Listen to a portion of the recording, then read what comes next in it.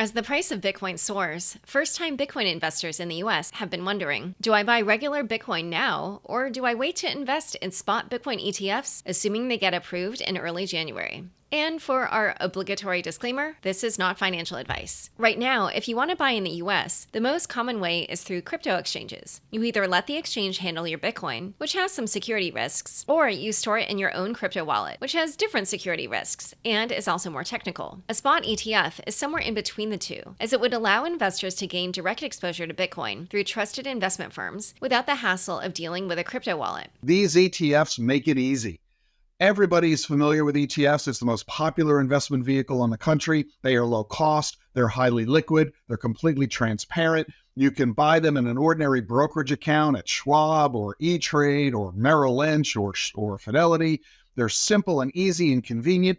Clients use them all the time. They're highly familiar with them, and they're not scary. And I know this is against the ethos of crypto and what Bitcoin is founded on, but it really does put it on the traditional financial rails and open it to like more people who are never going to be the people that are dealing with hardware wallets and using DeFi. So if you're simply viewing Bitcoin as an investment, the ease of having an ETF that can be kept in a brokerage account might be more appealing than opting for self-custody. But it all comes down to your personal risk tolerance. Investors waiting for an ETF could be at a disadvantage as they miss a run-up in price. However, it doesn't have to be an all-or-nothing approach. Matt Hogan, CIO of Bitwise, which currently has a spot Bitcoin ETF application filed with the SEC, said there's more risk in buying Bitcoin before an ETF exists than waiting until after one is approved. The flip side is, sometimes as an investor, you are rewarded for taking risks. Regardless of the approach, one of the biggest questions for first-time investors will be how much to allocate, keeping in mind how volatile the price can be. According to the Bitwise survey, the vast majority of advisors allocate a weighting of 5% or less to crypto in the cases that they do recommend the asset class. As far as timing your investment,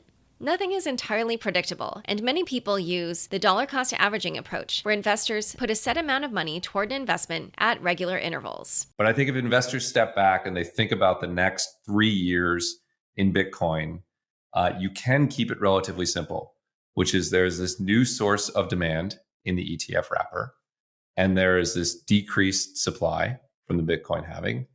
And of course, no market is that simple, and anything could happen, and there are huge risks.